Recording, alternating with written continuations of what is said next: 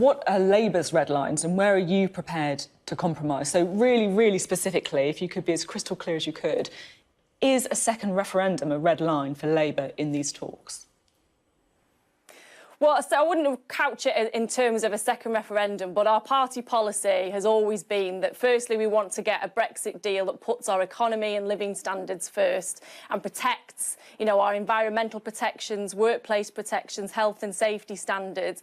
We want a customs union arrangement in order to keep our borders open so that our manufacturing industry isn't detrimentally affected and we keep the movement of goods as freely flowing as possible. And we want a strong single market relationship. Now, we're not being hugely prescriptive on the minute detail of specific elements because we are willing to be compromising, we're willing to be flexible, and we've reiterated that numerous times to the government. And there has been movement in certain areas. We've been having fantastic discussions on workers' rights, for example, and the government seems quite amenable to moving towards certainly what I've been asking for, but we're waiting to see at the moment whether that turns into pens on paper in terms of legislation and real hard, fast entrenchment provisions.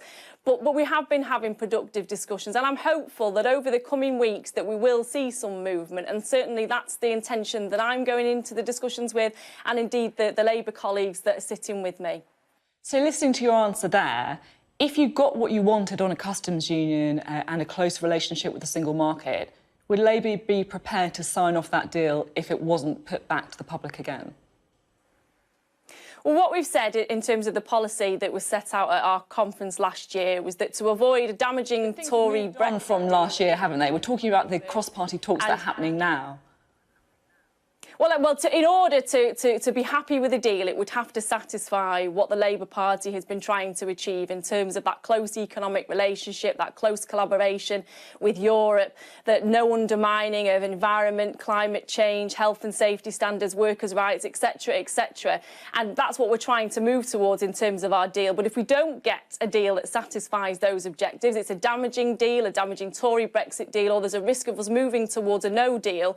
In that circumstance, we've said that all options should be on the table, and that includes campaigning for a public vote. But our priority in these negotiations is to find a consensus and to get a deal that we know will protect the economy.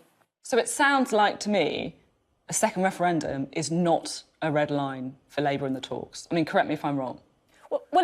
No, it's a public vote in the event of the situation that I've just outlined has always been our party policy. Now, we have to be flexible in where we move, and we've got to keep all options on the table, and that's what we're doing. So until we find out what the final deal will be, we are, of course, pushing, the government to consider, the policy option that we have, which is a public vote, in order to avoid a damaging no-deal Brexit or a bad deal, and they're considering that. They haven't come back with any confirmation as to whether they'll move on that red line, as they haven't with a number of their other red lines, but certainly we're outlining our party policy very, very clearly.